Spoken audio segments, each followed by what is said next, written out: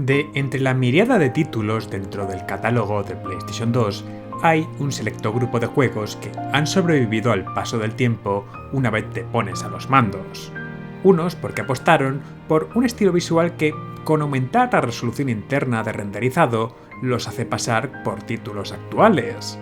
Otros por tener un gameplay y o ambientación tan únicos que conjuran un hechizo que te hace olvidarte de frames que bailan o problemillas técnicos de la época, y otros con historias tan bien escritas y desarrolladas que consiguen que aceptes sus limitaciones para seguir descubriendo qué eventos te aguardan más adelante.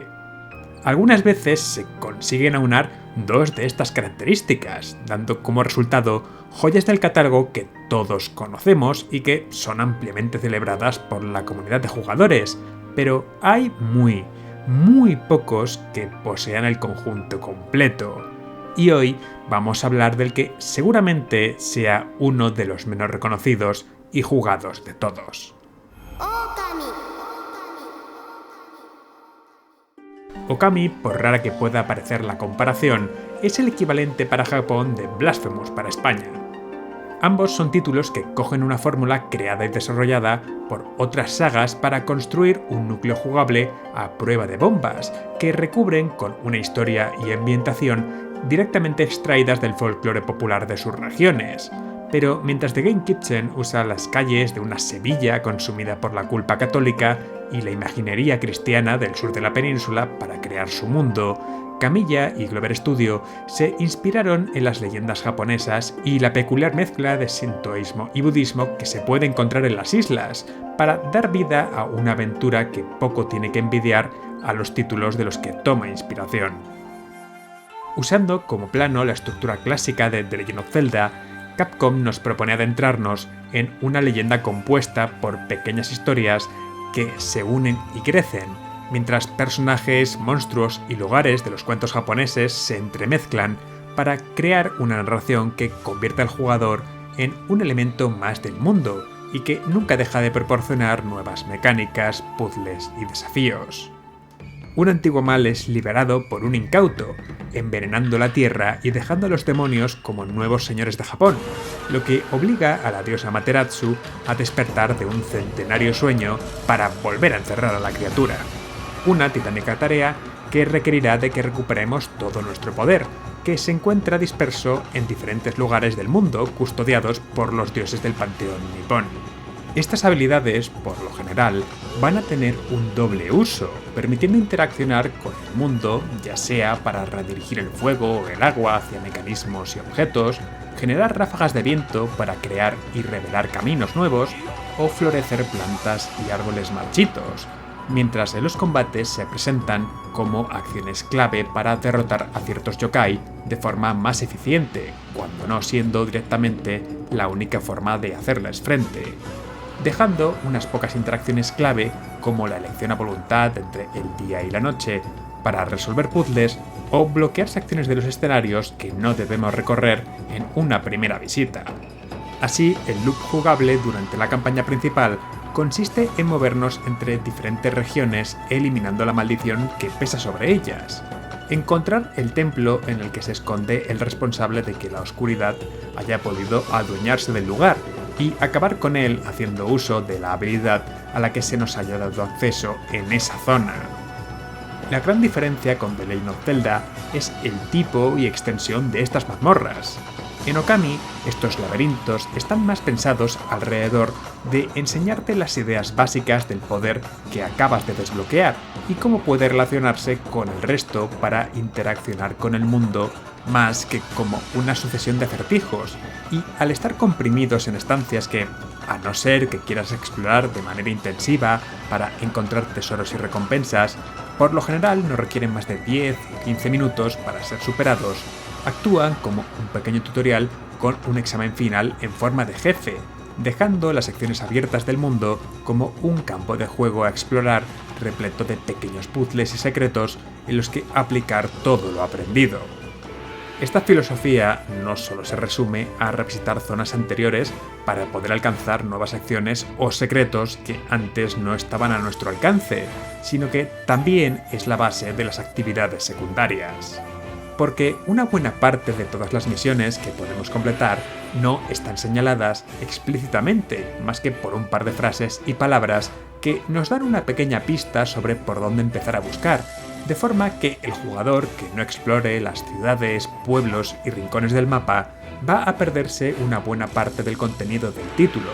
Y de hecho, incluso haciéndolo, es muy probable que no puedas encontrar algunas especialmente bien escondidas, a lo que se une que algunas están interrelacionadas, por lo que siempre hay un incentivo para volver atrás y seguir explorando uno de los mundos más visualmente interesantes de toda la generación de PlayStation 2. Por su lado, la historia favorece un backtracking continuado, haciéndonos ir y volver entre las diferentes regiones, pero también al dejarnos a nuestro aire en ciertos momentos, para que investiguemos y encontremos la forma de proseguir el viaje. Siempre vamos a tener pistas más o menos claras que nos pongan en el camino correcto, pero el juego no duda en hacernos jugar con las perspectivas, el ciclo de día y noche o el uso de las habilidades de Amaterasu de formas que se acercan al realismo mágico, para mantener una línea de constante asombro. El uso del cel shading junto a un trabajo de arte excepcional han permitido que el juego se siga manteniendo visualmente, sin apenas cambios en los remasters de las consolas modernas y PC, pero en este título concreto es un pilar fundamental que refuerza el gameplay, permite superar las barreras técnicas de la consola de origen y une todas las piezas del conjunto. Okami busca ser una leyenda que podrías encontrarte en un viejo Kimishibai perdido entre los manuscritos de un templo budista, así que en vez de cinemáticas al uso, Kamiya emplea escenas estáticas con imágenes inspiradas en el estilo de los Emaki, cuando un personaje nos narra alguna historia o al acabar con cada gran jefe, y los enemigos, tanto los yokais que podemos encontrar en el mundo, como los grandes monstruos que custodian los templos, tienen diseños, nombres y comportamientos basados en estos cuentos. De hecho, si sois consumidores de anime y videojuegos provenientes del país nipón, vais a encontraros con muchos nombres conocidos. Y para mantener la coherencia, emplea un cel shading con líneas que emulan los trazos de un pincel, añadiendo una cierta tolerancia en la posición de los bordes para generar una sensación de fluidez que simula la tinta en proceso de secarse, y un filtro para crear una textura similar a la del papel en toda la imagen. Esta estética, además, tiene aparejada la ventaja de poder sustituir objetos muy lejanos por unos pocos trazos que sugieran las formas fundamentales de montañas o grandes edificios, lo que permite crear un mundo que aparenta ser mucho más amplio de lo que realmente es, y suaviza el problema del popping de los objetos, al no resultar tan evidente ni extraño que de haber empleado un estilo visual más cercano a lo que en aquel momento se podía considerar realista, consiguiendo mucho más con menos. Pero también añade una capita más tanto al gameplay como a la relación que se establece entre juego y jugador. Todas las habilidades de Amaterasu se invocan haciendo uso de un pincel divino. Al usarlo, el tiempo se para, y la pantalla muestra el pergamino sobre el que se está desarrollando la historia del juego, dándonos tiempo para seleccionar la mejor posición y poder de entre todo nuestro arsenal para enfrentar cada situación, que debe ser casteada dibujando sobre el propio papel el símbolo correspondiente. Es una decisión de diseño que parece banal, pero nos está convirtiendo en el lector del Kamishibai, en un factor externo que actúa sobre la propia historia y la clave para que se pueda desarrollar, y como controlamos a una diosa, nos coloca en la posición de estos seres en las narraciones clásicas, y muy especialmente desde la perspectiva sintoísta, en la que dioses, espíritus y otras criaturas son una parte más del mundo con sus propias agendas.